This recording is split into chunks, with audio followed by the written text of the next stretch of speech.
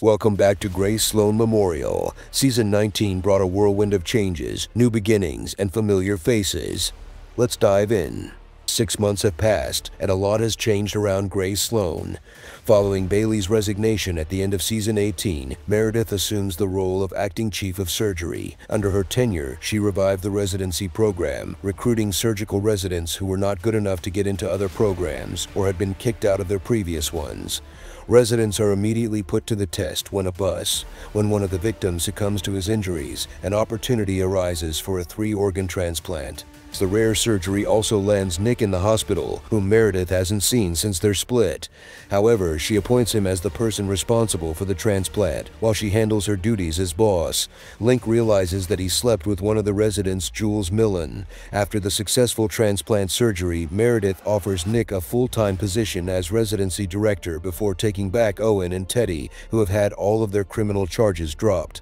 Elsewhere, Nick spends the day with Zola, who is in the hospital due to frequent panic attacks at school. Kai, hailing from Minnesota, notices Zola's natural ability to do extremely well on cognitive tests, which Nick suggests to Meredith may be the reason Zola is having difficulty in school. Teddy and Link work together on a patient, and after Link reveals that he is in love with Joe, Teddy advises that Link not cross that line due to Teddy's negative experience marrying his best friend.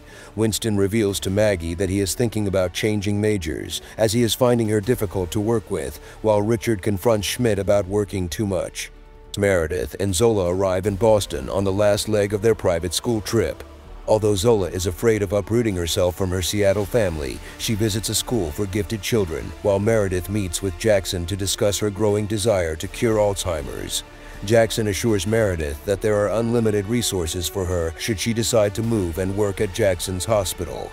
At the end of the day, Zola reveals that she loves school, which solidifies Meredith's decision to move away. Also in Boston, Tom talks to Catherine about his cancer, which is no longer in remission as the tumor has grown back. Back in Seattle, the residents continue to believe that Lucas is sleeping with Amelia, especially after they see Lucas taking Scout to daycare.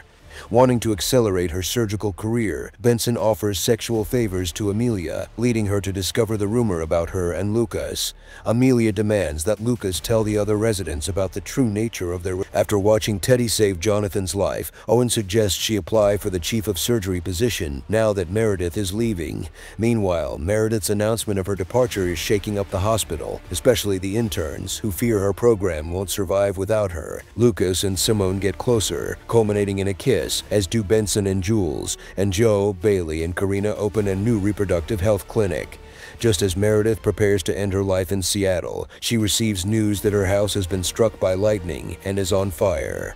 Meredith leaves Grace Sloan, and a surprise is in store for her when Nick confronts her about their relationship. Amelia, Maggie, and Meredith leave the house keys to Lucas, Simone, and Mika. Teddy negotiates with Richard the conditions for him to take over as head of Grace Sloan. Richard does not give in to Teddy's demands, so Bailey sends Amelia to also apply for the position with greater conditions than those requested by Teddy. Richard sees no choice but to accept Teddy's request and make her the new boss. After the return of Trey, Simone's ex-boyfriend, he proposes to her and she accepts. Addison returns to Grace Sloan to help Bailey, Joe, and Karina train a class of out-of-state OB/GYN. The training is in women's health, specifically abortion care, which has been banned in their home states. Addison's work in Illinois led to her being doxxed, causing great mental strain, and her presence adds to the usual protests outside. The protesters are dispersed, but security guards ask everyone to leave through the back of the clinic. While they are walking, a car hits Addison and Tia, a pregnant resident who is in training. Immediately after these shocking events at the clinic, the hospital begins a lockdown, with no one else being able to enter or leave until security is re-established. However, Teddy makes an exception and allows Ben and Maya to enter and check on their spouses. Bailey's data is leaked, and several posters with her photo with a caption of "Baby Killer" are spread across the hospital parking lot. Maggie, on her last day in the hospital, discusses her future with Winston before heading to Chicago. Amelia and Kai's relationship is tested after Kai tells her she is going to London. Joe processes a difficult diagnosis for Luna, who may be deaf. Maggie and Winston decide their future, with Maggie asking him to come with her to Chicago, but with him deciding to stay at Grace Sloan in Seattle. Teddy calls an emergency meeting to discuss the residency program. Nick shares some much-needed guidance with Lucas involving ADHD. Yasuda hears about the meeting held by Chief Altman and thinks she is going to be fired, so she resigns first, but Teddy informs her that the meeting was to discuss resident issues and that a subsidy program has been created for residents in need, and that she would be the first to benefit. Richard and Teddy make an exciting announcement: the Catherine Fox Award nominees, which include Nick, Maggie, and Winston. Simone tried to go through with her wedding to Trey despite her having feelings for Lucas and Lucas having professed his love to her. In the end, Simone did get cold feet. While literally walking down the aisle, she ran in her flowing wedding gown to the hospital and in Lucas' arms as the two went straight to the break room for some alone time.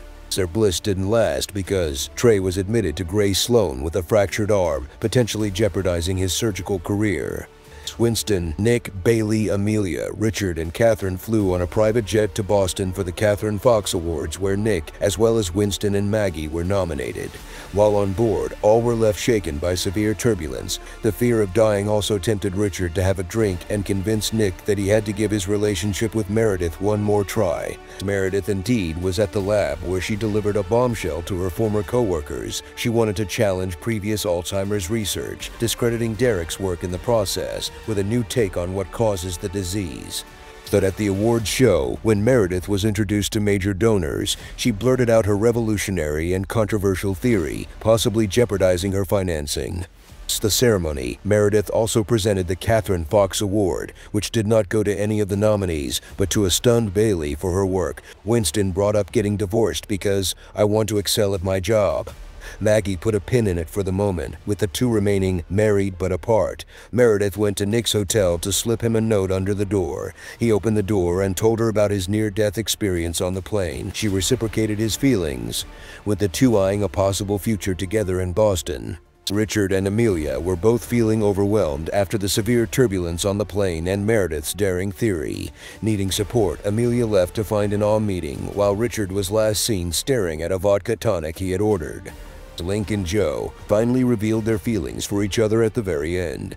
Link was the one who professed his love first after he couldn't take it anymore, having suffered for days watching Joe flirt with their hunky patient Sam. Speaking of Sam, he found himself on the operating table bleeding profusely in the final seconds of the finale, with Lucas refusing to wait for an attending and stepping up to perform the surgery. Teddy, overworked as the new chief, she never found the time to go see a dentist for a debilitating toothache that had been bothering her. In the end, she collapsed in the ER, with Owen rushing to her side and trying to revive her with a defibrillator. Thanks for watching this recap. Hope you enjoy Season 20 of Grey's Anatomy. See you on the next one, Flickin' TV.